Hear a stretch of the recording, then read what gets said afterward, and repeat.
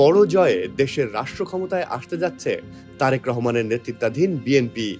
তবে বিজয়ের আনন্দের পাশাপাশি সামনে অপেক্ষা করছে কূটনৈতিক ও কৌশলগত 5টি বড় চ্যালেঞ্জ। রাজনৈতিক বিশ্লেষকদের বরাতে আল জাজিরা বলছে, বাংলাদেশের নতুন অধ্যায় শুরু হলেও পথ মোটেও মসৃণ নয়। শেখ হাসিনার আমলে নয়াদিল্লির সঙ্গে ঘনিষ্ঠ সম্পর্ক ছিল দৃশ্যমান, কিন্তু তার পতন ও ভারতে অবস্থানকে কেন্দ্র করে দুই দেশের সম্পর্কে টানাপোড়েন চলছে। তিস্তা নদীর পানি বন্টন চুক্তি ঝুলে থাকা, সীমান্তে হত্যার ঘটনা, বাণিজ্য ঘাটতির মতো ইস্যুগুলো পুরনো হলেও এখন নতুন করে আবার আলোচনায় এসেছে। তরুণ প্রজন্মের একাংশ সোশ্যাল মিডিয়ায় সরব সম্মানজনক সম্পর্কের ব্যাপারে।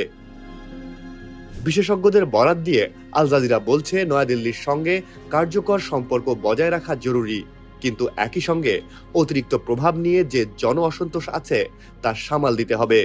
বিজয়ের পর সাংবাদিকদের এক প্রশ্নের জবাবে তারেক রহমান বলেন, We have cleared ourselves regarding the foreign policy, which is the interest of Bangladesh and the interest of Bangladeshi people comes first.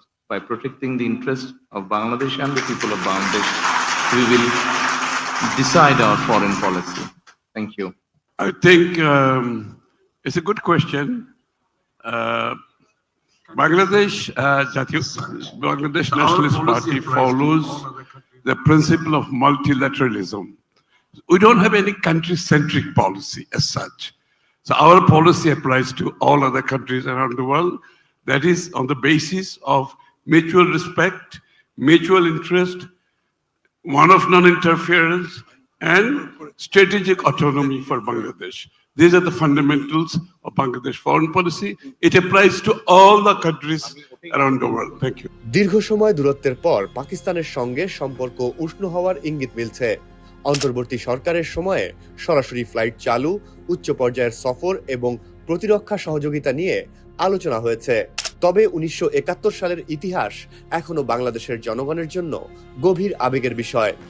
পাকিস্তানের সঙ্গে ঘনিষ্ঠতা বাড়লে দেশে রাজনৈতিক বিতর্ক তৈরি হতে পারে। তারেক রহমানের সামনে সমীকরণ এখন অর্থনৈতিক ও কৌশলগত সুযোগ কাজে লাগানো, কিন্তু খেয়াল রাখতে হবে জাতীয় আবেগের প্রতি সংবেদনশীলতা।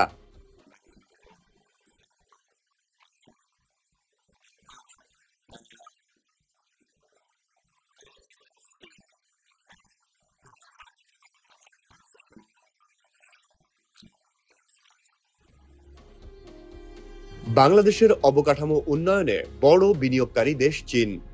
বেল্ট অ্যান্ড রোড ইনিশিয়েটিভসের আওতায় সড়ক, বন্দর ও বিদ্যুৎ প্রকল্পে বেইজিংয়ের উপস্থিতি স্পষ্ট। অন্তর্বর্তী সরকার চীনের কাছ থেকে উল্লেখযোগ্য আর্থিক সহায়তা নিশ্চিত করেছে। তবে চীন ভারত প্রতিদ্বন্দ্বিতা এবং যুক্তরাষ্ট্রের ইন্দো প্যাসিফিক কৌশল এই সম্পর্ককে জটিল করে তুলেছে।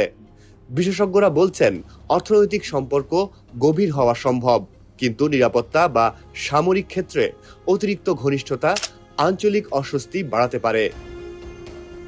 জর্জিয়া স্টেট ইউনিভার্সিটির আন্তর্জাতিক রাজনীতি বিশেষজ্ঞ আসিফ বিন আলীর মতে, ঢাকার সবচেয়ে কার্যকর পথ হবে চীনা বিনিয়োগ এবং সংযোগ প্রকল্পকে এমনভাবে রাখা যেখানে তারা বাংলাদেশের স্বার্থ রক্ষা করে। একই সাথে চীন, ভারত ও মার্কিন যুক্তরাষ্ট্রের সাথে পররাষ্ট্র নীতির ভারসাম্য বজায় থাকে। বঙ্গোপসাগর এখন আঞ্চলিক কৌশলগত প্রতিযোগিতার কেন্দ্র। ভারত চীন প্রতিদ্বন্দ্বিতা, যুক্তরাষ্ট্রের উপস্থিতি মিলিয়ে এ অঞ্চল এখন ভূরাজনৈতিক গুরুত্বপূর্ণ ক্ষেত্র। বাংলাদেশ ভৌগোলিকভাবে গুরুত্বপূর্ণ অবস্থানে থাকায় বড় শক্তিগুলোর নজর এদিকে। বিশ্লেষকদের বরাত দিয়ে আল জাজিরা বলছে, নতুন সরকারকে এমন নীতি নিতে হবে যেন বাংলাদেশ কৌশলগত অবস্থান রক্ষা করার পাশাপাশি বড় শক্তির প্রতিদ্বন্দ্বিতায় যেন কোনো দিকে ঝুঁকে না পড়ে।